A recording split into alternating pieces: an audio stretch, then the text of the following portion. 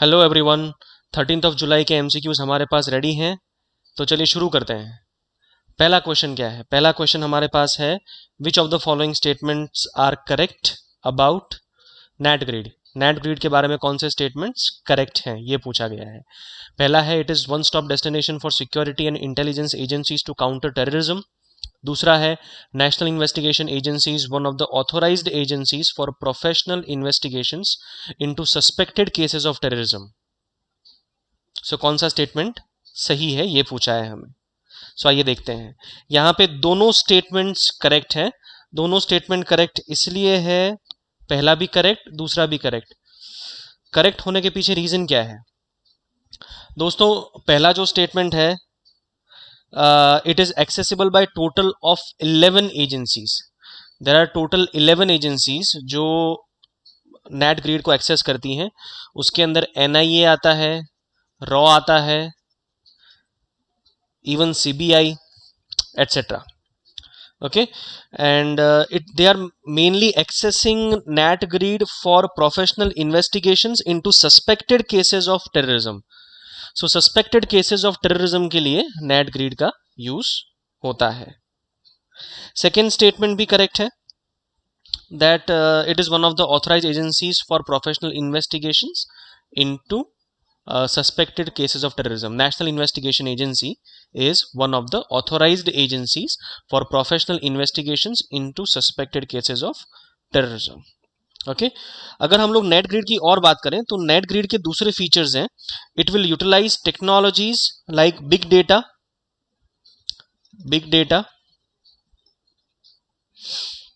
and analytics to study and analyze the huge amount of data from various intelligence and enforcement agencies to help track suspected terrorist and prevent terrorist attack. So terrorist attack को होने से भी रोकना है और अगर कोई suspicion है तो उसको एड्रेस करना है। सो नेट ग्रिड को एस्टैब्लिश कब किया गया था, ये बहुत जानना जरूरी है। इसको 26/11 मुंबई अटैक के बाद एस्टैब्लिश किया गया था। अब इसके कुछ क्रिटिसिज्म भी हैं नेट ग्रिड के। पहला क्रिटिसिज्म ये है कि ये प्राइवेसी वायलेट करता है, कॉन्फिडेंशियल और पर्सनल इंफॉर्मेशन लीक हो जाती है। एंड दूसरा है कि नो स्टेट एजेंसी और police force has access to its database, thus reducing chances of immediate effective action. ठीक है, किसी स्टेट एजेंसी के पास या पुलिस फोर्स के पास इस डेटाबेस का एक्सेस नहीं है। तो अगर स्टेट एजेंसीज किसी पर्टिकुलर क्राइम को इन्वेस्टिगेट कर रही हैं तो उनके पास इसका कोई एक्सेस नहीं है, ये इसका क्रिटिसिज्म है। ठीक है, so that was NATGRID. NATGRID gets access to data from 14,000 police station. So NATGRID has signed an MOU with national crime records bureau, और इसकी वजह से 14,000 पुलिस स्टेशन का डेटा जो है वो नेट ग्रिड एक्सेस करेगी। सो NATGRID के क्रिटिसिज्म्स क्या हैं, ये आपको मेंस पॉइंट ऑफ व्यू से पता होना चाहिए, वो मेंस में आएगा। बाकी प्रीलिम्स के अंदर जो हमने पॉइंट्स डिस्कस किए that are important. Question number 2, which of the following statements are correct about the grounds of disqualification of MPs MLAs under anti-defection laws? Anti-defection law आपने सुना होगा, 10th schedule of the constitution. So पहला ground दिया हुआ है, any person elected as a chairman और speaker resigning from his party and rejoin the party after demitting the post can be disqualified. Second, if any nominated member joins any political party after the end of 6 months. And third है, if any member who is independently elected joins any political party. So क्या सही है? Actually जो पहला statement है उसका मतलब ये है that a particular person getting elected as chairman or speaker he willingly resigns from his party, और एक बार स्पीकर की पोस्ट छोड़ने के बाद वो फिर से अपनी पार्टी ज्वाइन करता है तो वो डिस्क्वालीफाई हो जाएगा। अब ये तो गलत है, ऐसा नहीं होता है, ठीक है ना, तो वो डिस्क्वालीफाई नहीं होता है। दूसरा स्टेटमेंट सही है, that if any nominated member joins any political party after the end of 6 month तो वो डिस्क्वालीफाई हो जाता है। और if any member who is independently elected if he joins any party at any point of time तो वो disqualify हो जाता है। अब थोड़ा सा इलॉजिकल है कि नॉमिनेटेड मेंबर और इंडिपेंडेंट मेंबर में ये डिफरेंस क्यों रखा गया, ये थोड़ा सा इलॉजिकल है। सो वो हम डिस्कस नहीं करेंगे। एक और चीज मैं यहाँ पे आपको बताना चाहूंगा इसके साथ, और वो ये है that in Maharashtra, Karnataka, Madhya Pradesh, Gujarat and now in Rajasthan state government के अंदर से जो डिफेक्शंस हो रहे हैं, तो उसकी वजह से एंटी डिफेक्शन लॉ बहुत न्यूज में रहता है.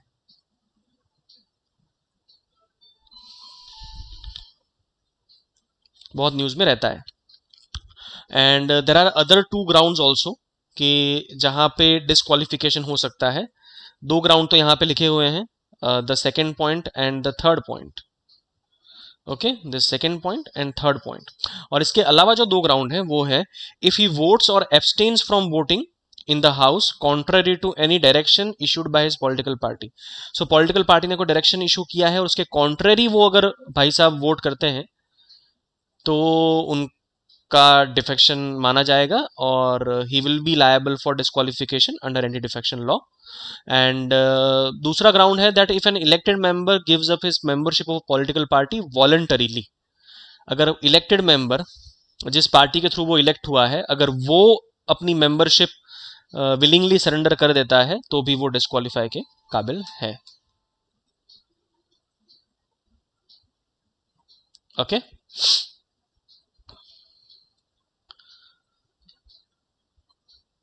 So pilots rebellion with 30 MLAs puts Gehlot government on the edge.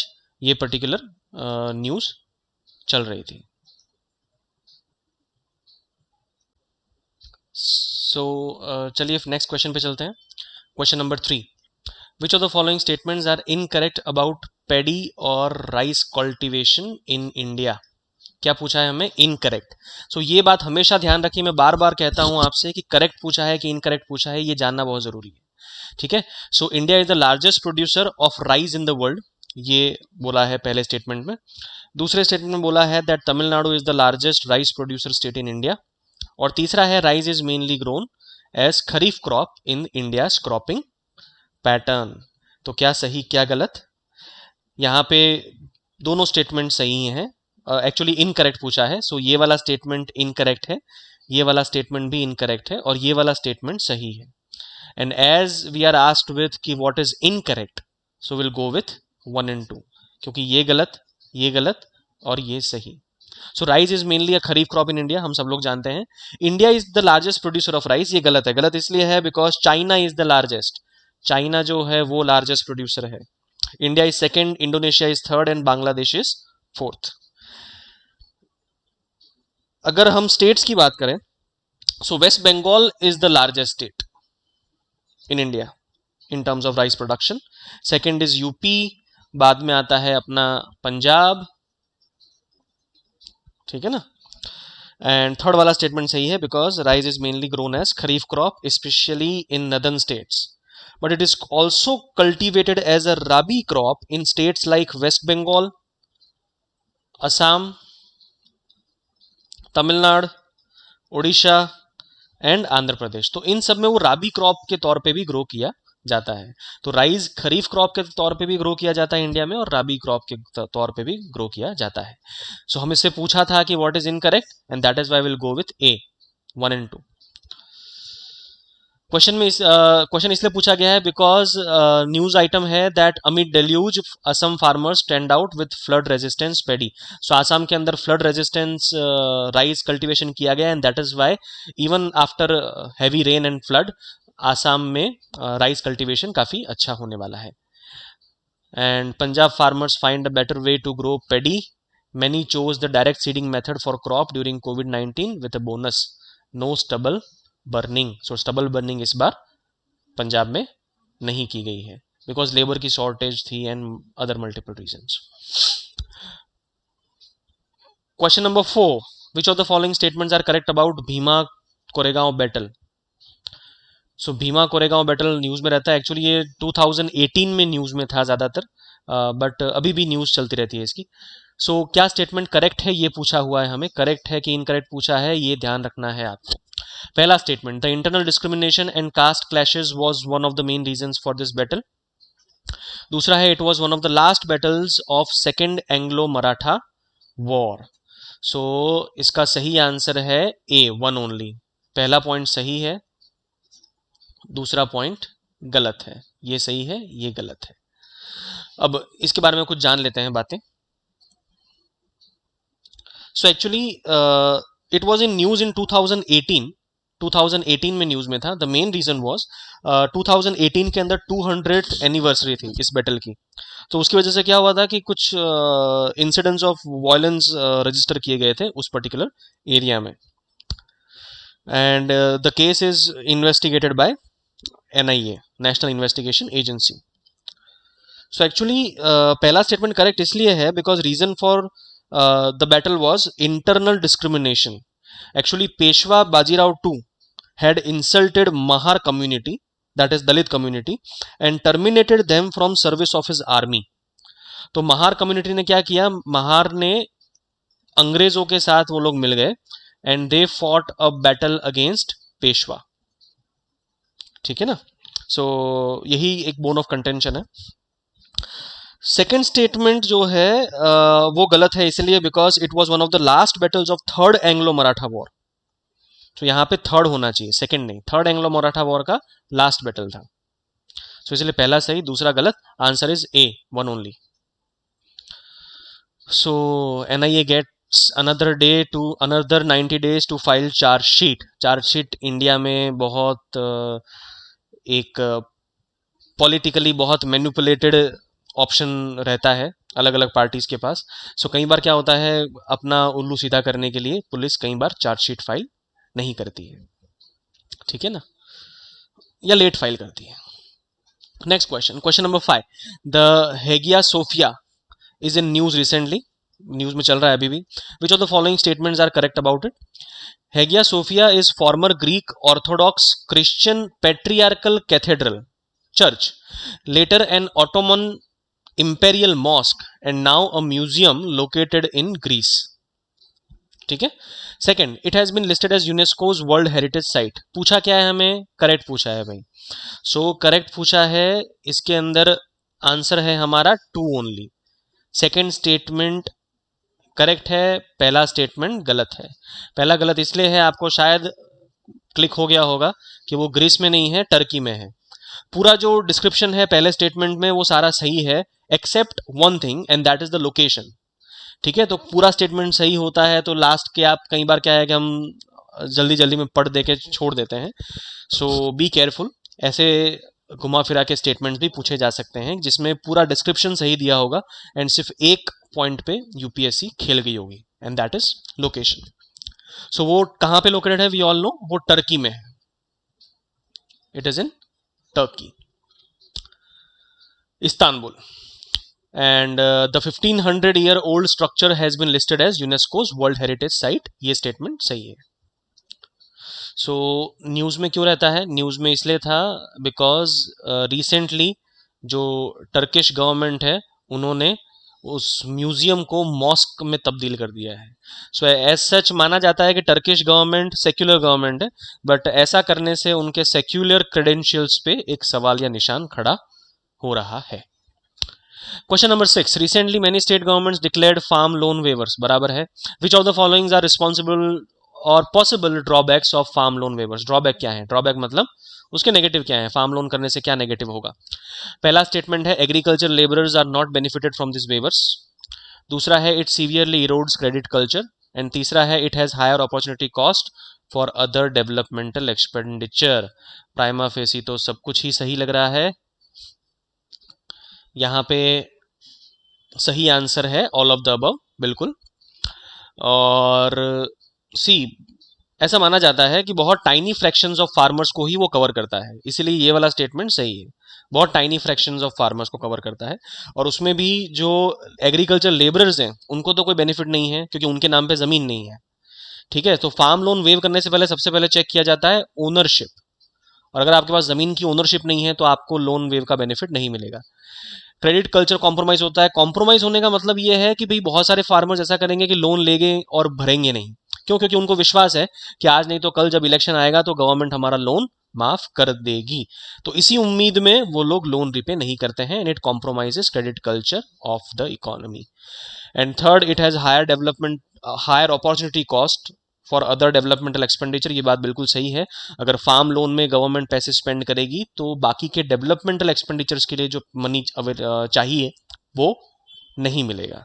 तो ये वाला स्टेटमेंट भी सही है, आंसर हो जाएगा हमारा D, all of the above.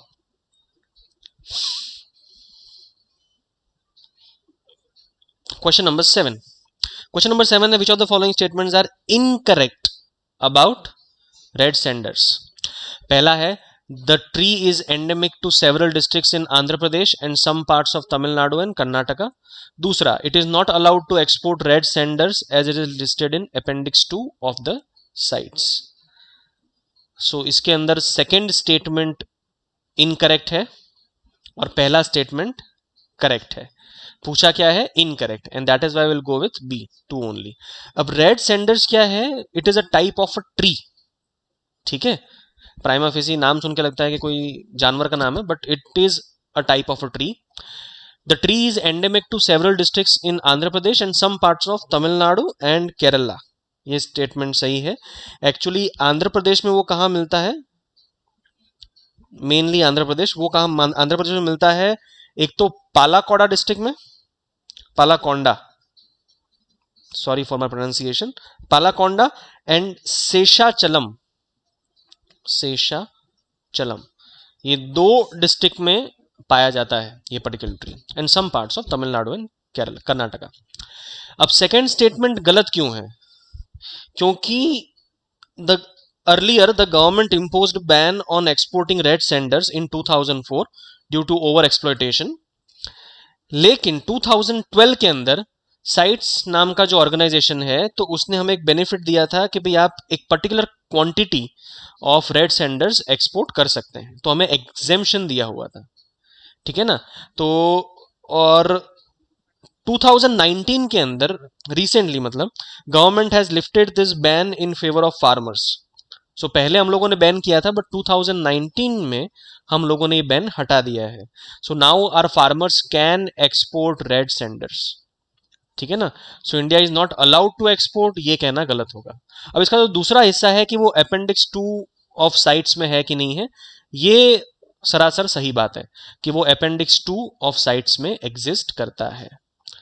आप साइट्स की वेरियस अपेंडिक्स के बारे में पढ़ सकते हैं, और कौन से ट्रीज या फ्लोरा एंड फौना कौन से अपेंडिक्स में आती हैं, और कौन से अपेंडिक्स में आने से कितना इंटेंस प्रोटेक्शन उनको अवेलेबल है, ये जानना जरूरी है, ठीक है। So sites is important. News में इसलिए था because red sanders worth 1 crore seized in Seshachalam. So illegal trafficking बहुत होती है रेड सेंडर्स की। Question number 8, which of the following statements are correct about Padmanabha Swamy temple. So Padmanabha Swamy temple के बारे में क्या स्टेटमेंट करेक्ट है, ये पूछा है। First statement is it is located in present state of Kerala, and दूसरा स्टेटमेंट है that it is made up of Dravidian architecture style. दोनों स्टेटमेंट सही हैं। इसकी लोकेशन एक्चुअली है तिरुवनंतपुरम में,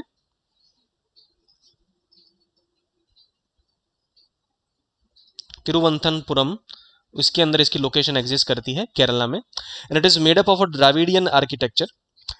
कंट्रोवर्सी में इसलिए है because it is alleged that its 6 secret chambers contain overall more than 1 trillion rupees worth of assets, और ये बनाता है इसको richest temple of the world, और इसीलिए हमेशा ये कंट्रोवर्सी में रहता है। अभी न्यूज में इसलिए है because supreme court will decide if erstwhile royals should be allowed to manage assets of the Padmanabha Swami temple or not. Actually जो रॉयल फैमिली है केरला की, वो ये कोशिश कर रही है कि उसको राइट मिले असेट मैनेज करने का, बिकॉज हिस्टोरिकली वही मैनेज करते हैं। बट रिसेंटली एक गवर्नमेंट के ऑर्डर से असेट को मैनेज करने का जो पावर है वो ट्रस्ट को दे दिया गया था। सो अब रॉयल फैमिली चाहती है कि ट्रस्ट के पास से वो पावर उसको मिल जाए। ऑब्वियसली वो चाहेगी because there is a lot of money there. Question number 9, which of the following statements are correct about India's public health system. पहला स्टेटमेंट है India's public health expenditure is lowest among BRICS nations, और दूसरा statement है the amount of out of pocket expenditure is higher in India due to higher level of population.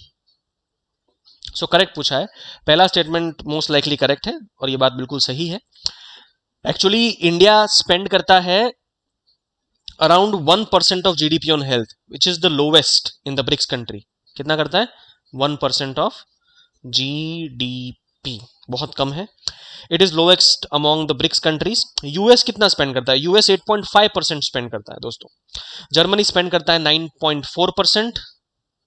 UK spend करता है 7.9%. Even our neighbouring countries spend more than us. ठीक है, तो मतलब बहुत हालत खराब है हमारी. सेकेंड स्टेटमेंट गलत है. गलत इसलिए है बिकॉज पॉपुलेशन रीजन नहीं है आउट ऑफ पॉकेट एक्सपेंडिचर का, क्योंकि चाइना की पॉपुलेशन हमसे कहीं ज्यादा है, लेकिन फिर भी उनका आउट ऑफ पॉकेट एक्सपेंडिचर कम है. As per one estimate, India का आउट ऑफ पॉकेट एक्सपेंडिचर 36.05% है of total health cost. Sorry, China का 36.05% है of total health cost out of pocket expenditure, और इंडिया के केस में इट इज 62.40%. तो बहुत ज्यादा आउट ऑफ पॉकेट एक्सपेंडिचर है. इसका मेन रीजन आप कह सकते हैं इंश्योरेंस पेनिट्रेशन का ना होना. तो यहां पे आंसर हो जाएगा 1 only. So various economists and everyone is saying that governments must prioritize healthcare spending. Government सुनती है लेकिन करती नहीं है. Question number 10. Which of the following statements are correct about National Company Law Tribunal? पहला स्टेटमेंट है no civil court will have jurisdiction in the matters adjudicated by NCLT. दूसरा statement है it is a quasi judicial body. और तीसरा statement है it is a non statutory body. So पूछा क्या है हमें, करेक्ट क्या है. ठीक है, सो यहां पे आंसर हो जाएगा 1 and 2. पहला स्टेटमेंट सही है, no civil court will have jurisdiction in the matters adjudicated by NCLT. And दूसरा it is a quasi judicial body, ये भी सही है. नॉन स्टैट्यूटरी बॉडी, ये स्टेटमेंट गलत है because it is a statutory body. It is a statutory body. ठीक है ना. अब इसके बारे में कुछ जान लेते हैं ये क्या है और क्यों है. Actually, all proceedings under the Companies Act, such as arbitration, arrangements, compromise, reconstruction, and winding up, they will be disposed of by the tribunal. It is also the adjudicating authority under Insolvency and Bankruptcy Code 2016. ठीक है, so no civil court will have the jurisdiction in these cases. And it is a statutory body because इसका genesis है Companies Act 2013. News में क्यों?